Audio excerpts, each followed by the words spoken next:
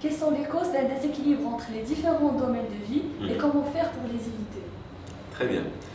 En fait, c'est une question super intéressante dans le sens où, justement, la réponse, parfois, elle fait rire. C'est que justement, la première cause, c'est que les gens ne savent pas qu'ils sont déséquilibrés. Et ça, c'est incroyable. Imaginez, je ne sais pas si je suis déséquilibré ou équilibré, donc automatiquement, je ne chercherai pas à être équilibré. Je ne suis même pas conscient que je suis déséquilibré dans ma vie. Donc automatiquement, c'est un peu le manque de conscience de soi. Alors d'où ça vient, ce manque de conscience? Ça vient déjà de l'éducation. Vous savez, nos parents, là encore, ils nous aiment vraiment, ils nous aiment beaucoup. Et ils font le maximum pour nous éduquer. D'ailleurs, même l'environnement, même à l'école, quand on grandit un peu, l'école, elle fait le maximum pour nous apprendre beaucoup de choses. Alors voici un peu la surprise. La surprise, c'est que nos parents, ils nous programment justement pour ne pas être équilibrés. La deuxième raison fondamentale, c'est tout simplement, on ne vit pas le moment présent. Soit on est dans le passé, soit on est dans le futur, mais jamais on vit le moment présent. Quand je dis le moment présent, ça veut dire quand je suis avec moi-même, eh bien, je ne suis pas avec moi-même. Je suis en train de penser au travail. Quand je suis au travail, je ne travaille pas. Je suis en train de penser à mes emails. Quand je lis mes emails, je me dis non, mais j'ai laissé du travail, il faut revenir à mon travail. Quand je reviens à mon travail, je pense à mes enfants, est-ce qu'ils sont rentrés à la maison ou pas. Mais quand j'appelle mes enfants pour savoir est-ce qu'ils sont rentrés à la maison, je ne parle pas avec eux à 100%, je suis en train de penser peut-être à autre chose. On ne vit pas le moment présent. Et donc, ce sont de deux raisons principales qui, si vous voulez, créent un déséquilibre dans notre vie. Comment créer et maintenir l'équilibre entre les 7 domaines de vie? Excellent. Vous savez, c'est une question qu'on me pose souvent. Souvent, les gens, ils cherchent le comment. Et moi, je leur dis, vous savez, je peux vous donner tout de suite le comment. Ce n'est pas nécessaire. Parce qu'avant le comment, il y a le pourquoi. Si par exemple, moi je sais que je suis déséquilibré, mais je n'ai pas un pourquoi fort qui me pousse justement à chercher cet équilibre, ben je ne vais rien faire. Je vais vous donner 1000 recettes, mais vous n'allez pas les utiliser parce que vous n'avez pas un pourquoi fort, ce que les Américains appellent le big why.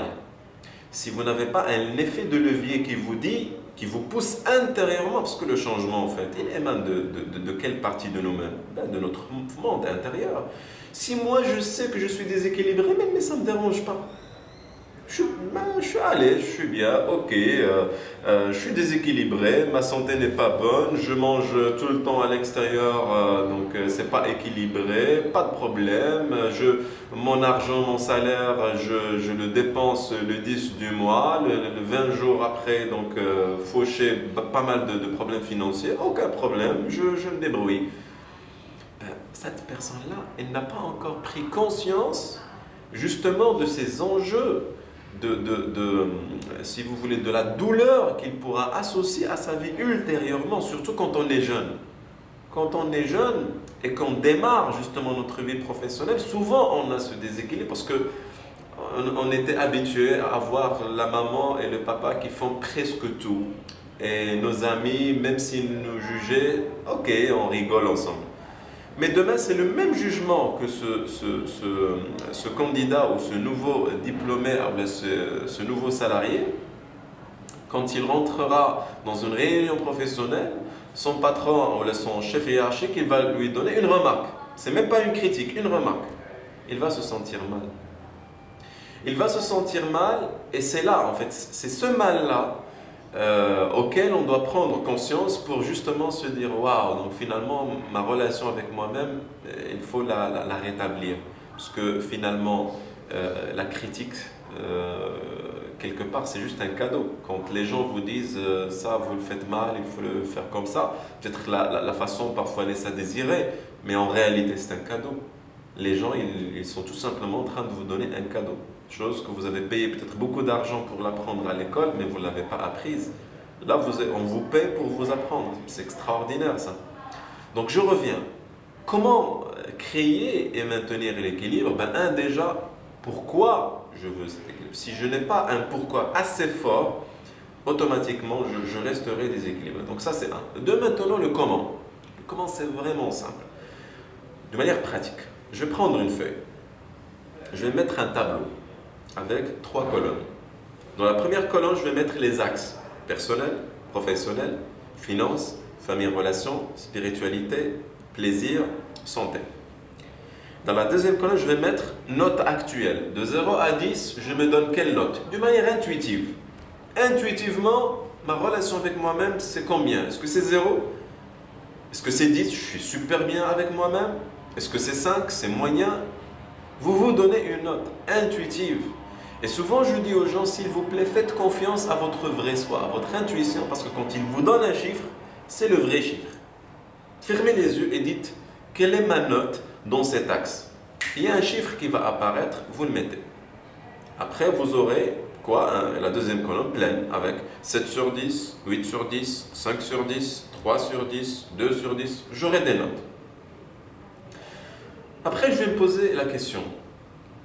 Je vais prioriser parce que vous savez, quand on crée l'équilibre, il ne faut pas le créer tout de suite, il faut le créer petit à petit.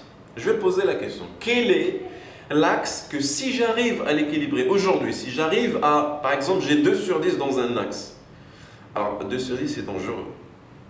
Alors, est-ce que cet axe-là, si je le laisse comme ça, il va peut-être détruire ma vie tout entière? C'est un virus assez colossal, quoi. Assez dur.